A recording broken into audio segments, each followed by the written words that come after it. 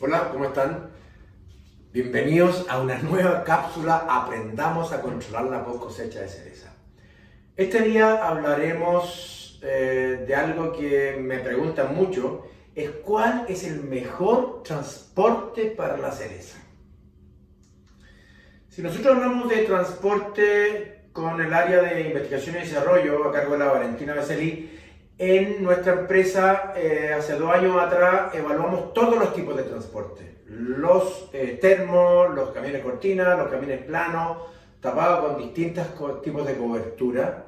Y al final hicimos un ranking de cuál era el mejor camión. Y el mejor camión tiene relación a, o mejor dicho, qué es lo que debiera tener un transporte.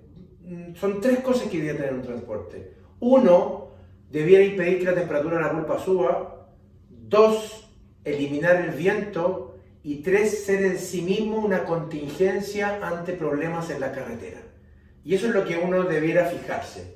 Y al final el ranking o el mejor camión de este ranking es el camión termo, porque efectivamente evita que la temperatura de la pulpa suba, evita el viento, y si el camión tiene que en un taco pararse en la carretera no va a generar tantos problemas. Una de las cosas importantes del camión termo es la temperatura que tiene que tener el camión. Acuérdense que en las cápsulas anteriores, cuando hablamos del déficit de presión de vapor, tendríamos que empezar a jugar con eso. Eso significa que cuando uno mete una cereza caliente a un camión muy frío, el camión muy frío tiene una presión de vapor muy baja, ¿no es cierto? Y la fruta una presión de vapor muy alta. Esa diferencia de presión de vapor es muy deshidratante. Acuérdense que lo que nosotros tenemos que lograr es que entre la cereza y el interior del camión haya una diferencia de presión de vapor no tan grande. Eso quiere decir que una cereza caliente, podríamos definir que el camión tiene que estar caliente. ¿Qué es lo que es eso? Una temperatura entre 12 y 15 grados para estandarizarlo.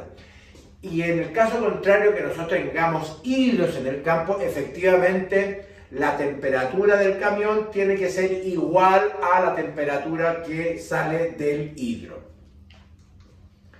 Nosotros tenemos que acopiar al camión, particularmente el camión termo, tenemos que acopiar el camión, como vimos en las cápsulas anteriores, al centro de acopio y con las puertas abiertas. Con esto logramos que la humedad que yo genero dentro del centro de acopio se incorpore dentro del camión y se nos ayude a generar un déficit de presión de vapor menor. El camión solamente debe cargar primero cuando la carga esté completa y cuando yo sepa que terminando de cargar voy a comenzar el viaje de inmediato, porque de lo contrario es mucho mejor que la fruta esté dentro del centro de acopio. Hay otras opciones también, son menos eficientes que el camión termo y es la cual debemos evaluar el riesgo, ¿no es cierto? Los camiones cortina son eficientes porque son fáciles de cargar. El concepto del viento, cuando un camión está bien construido, se cierra y efectivamente dentro no hay viento. Dependiendo de la distancia, uno debiera ver si efectivamente la temperatura de pulpa podría aumentar o no.